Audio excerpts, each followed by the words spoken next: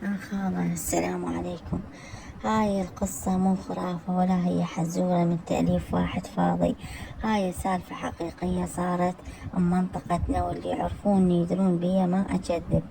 أحكيها اليوم لأن صار لازم نحكي، لأن الناس لازم تعرف شنو صار ويا حيدر الولد اللي اختفى، بس مو اختفاء عادي.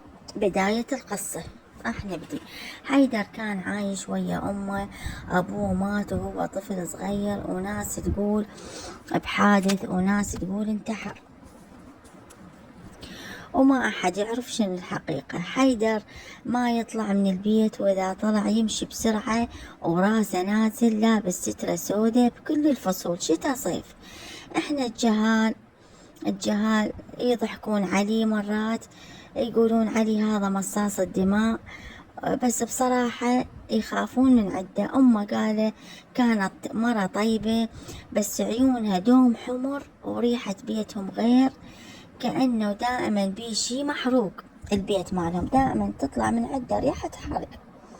يوم من الأيام أمه طلعت تصرخ: حيدر وينك، حيدر وينك، دورنا بكل مكان ما لقينا أي أثر الحيدر، لا ملابس ولا بصمة. الشرطة اجت قلبت البيت قلب، بس ماكو شي غريب. الغريب من اختفى حيدر بلشت المنطقة تتغير. الجيران صاروا يشتكون من كوابيس.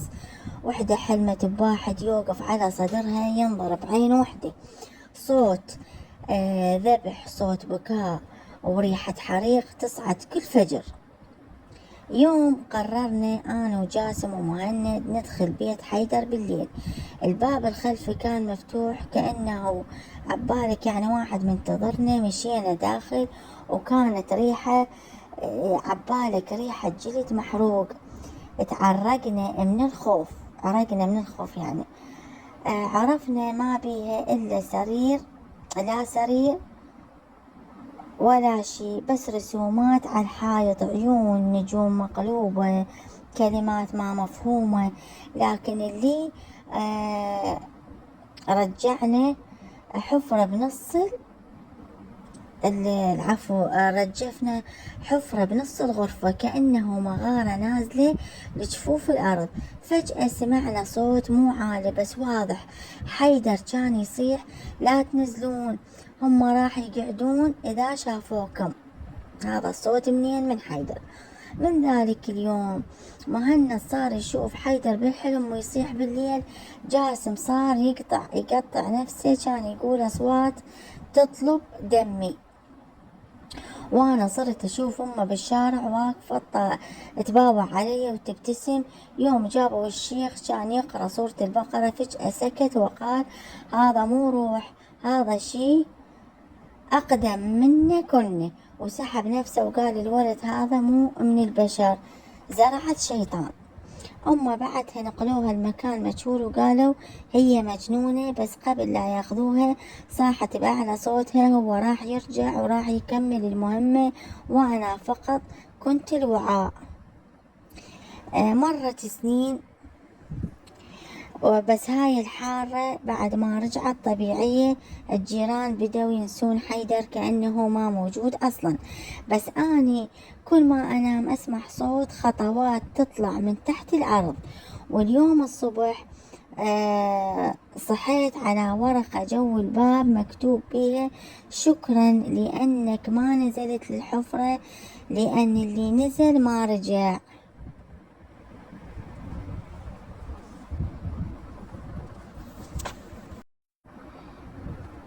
اي خالة، بعد ما عرفنا انه حيدر اختفى وما لقوه، واحنا قلوبنا تنبض من الخوف، تضرب من الخوف. كل بيت بمنطقتنا يسدون البيبان بالليل، حتى الشباب اللي يسهرون قاموا يتجمعون سوا، لان الخوف اشقد ماخذهم، يعني يخافون حيل. زين، قاموا من كل شي يخافون، كل شي يتراوالهم، شافوا شي يتحرك من بعيد خافوا، شافوا صوت غريب خافوا. ومن اختفى حيدر وراها بشهر بيتهم صار يخوف، وريحة غريبة تطلع، مو ريحة نتن ولا ريحة تراب مخلوط بدم. ريحة ما تنوصف، يعني ما أدري شنو ريحة إيش. أمه كل يوم تطلع تقعد بنص الحوش وتباوع للسما وتبكي وتحكي ويا الروح، ويا روح ويا بشر. بيوم دخلت عليها لقيتها ترسم رسمات غريبة على الأرض، وسألتها يما شنو هاي؟ قالت لها هاي خارطة الرجعة، لازم يعرف طريقة من يرجع. أنا من يمي رجفت، خفت يعني اجى يوقف قلبي، ركضت وطلعت وقلبي كان يضرب، حسيت نفسي داخل فيلم مو حقيقي. بس يا حسافة هذا مو فيلم، هذا ويانا بدمنا. وراها مات ابن أبو نجم اللي عمره 15 سنة.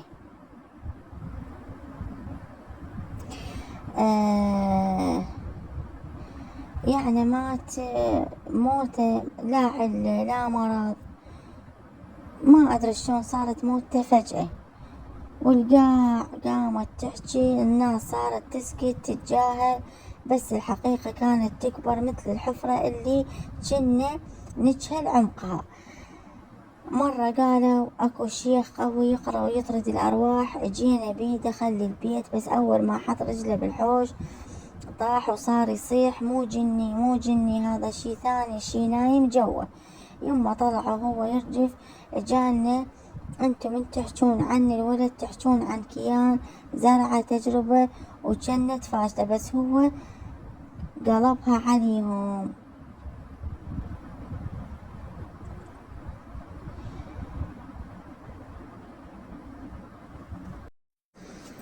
ومن اختفى حيدر المنطقة كلها انقلبت وصار كل شي يخوف، حتى الهوا تغير، الهوا صار ثقيل كأنه نفس حار يمر على الصدور. وأمه كانت بعد ما تحكي ويانا، بعد ما تقعد بالحوش وتظل يعني تردد كلمات كأنها مو بالعراقي.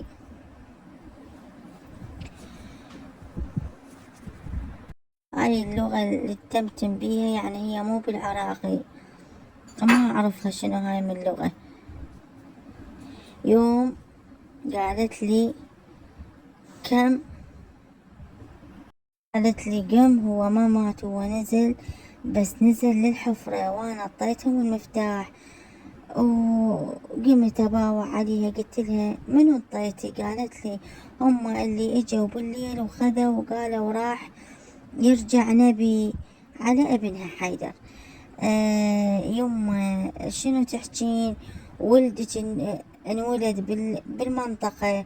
قالت لي انت ما تدرين، انا بس كنت وعاء، بس هو من سلالة مو بشر ترى. يوم ما سمعت احكي هيجي قلبي يعني رجف، وقف قلبي من الخوف. قلت لها استغفر ربي، قولي يا الله. قالت لا انا استغفر، منطيتهم المفتاح بس فات الاوان. وراها بيومين واحد من جهال المنطقة اسمه كرار قال شاف حيدر بالليل يم الجامع واقف بنص الظلمة، بس ما قال شي، بس كان يباوع علي يباوع، بس عيونه ما تلمع. قال يعني قال عبالك مو عيونه، كأنه حفر سودة تحفر بروحه. زين. ومرت كم يوم وقمنا نلقى طلاسم مرسومة على حيطان بيوتنا، مو بدم ولا بشي أغبر، يشبه الطين بس ريحته يعني ما طيبة خايسة. واحد من الشباب جاسم كان كل الشجاع، قال أنا راح أدخل بيتهم وأسوي بث مباشر. دخل وقلنا وقعدنا ننتظر نباوع عليه. البث كان اسود بس نسمع صوته يقول اكو صوت جوا كأنه طفل يبكي. راح انزل، ومن نزل صرخ صرخة كأنه طلعت من جوف الحفرة، ومن هاللحظة البث انقطع وجاسم ما رجع. زين. يوم لحد اليوم الكاميرا مالته لزموها مسجلة اخر عبارة، انا شفت شي بس ما اقدر اوصفه، انا شفت حيدر. وراها الناس خافت والكل سكت، بس اني بعدني اسمع صوته كل الليل من الحايط يهمس لي. انتي كتلتي المفتاح بيدك وراح ارجع من خلالك.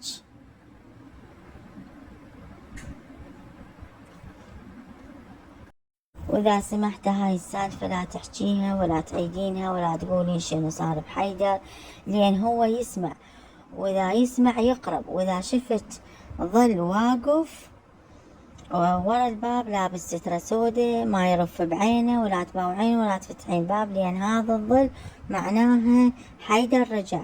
وأني خالتكم حكيت يمكن غلطت، بس دق الباب دق 3 دقات، وإذا اختفيت قولي للناس لا تنطقون اسمه، لأن اللي